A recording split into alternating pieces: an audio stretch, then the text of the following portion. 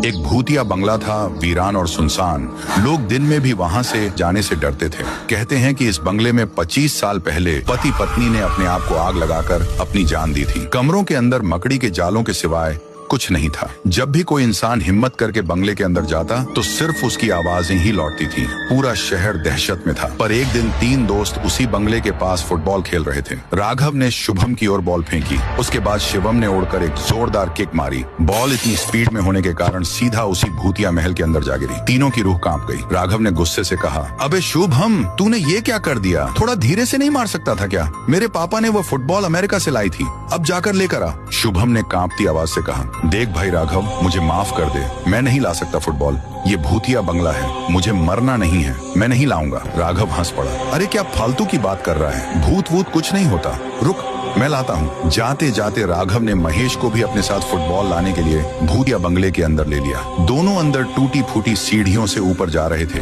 तभी अचानक से उनके सामने एक इंसान आया जिसका चेहरा सड़ा हुआ था और उसके हाथ में नुकीली कुल्हाड़ी। उस शैतान ने बेरहमी से राघव का सर काट दिया। महेश वहाँ से खिड़की की तरफ भागा। नीचे खड़े शुभम और मोहित को हाँपते हुए कहा, मुझे बचाओ, उस शैतान ने राघव को मार दिया है, बचाओ प्लीज।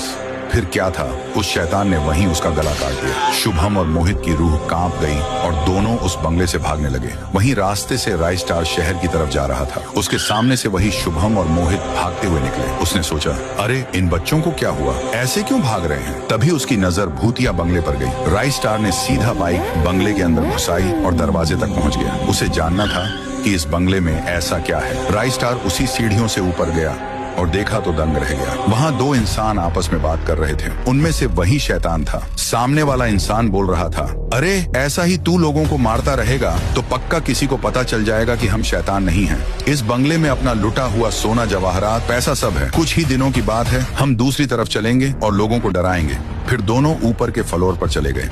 राइस स्टार को इस बंगले का राज पता चल गया। ये कोई भूतिया बंगला नहीं था, बल्कि इन चोरों ने इसे भूतिया बनाया था। अभी समझ में आया कि शहर में बड़े बैंक की चोरी किसने की।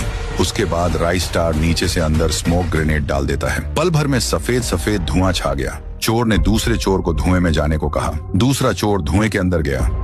तभी अचानक राइस स्टार उसके सामने कुल्हाड़ी लेकर आ गया और उसकी भी वही हालत कर दी जो वो इंसानों की करता था। चीखने की आवाज सुनकर दूसरा चोर ऊपर आ रहा था कि राइस स्टार ने उसका भी सर धड़ से अलग कर दिया। राइस स्टार ने सारा सोना जब्त कर लिया था। अगर राइस स्टार की बहादुरी पसंद आई हो तो सब्सक्राइब करो ऐसे ही और धमाकेदार कहानियों के लिए, और जोरदार लाइक ठोक कर कमेंट में राइस स्टार लिखना मत भूलना।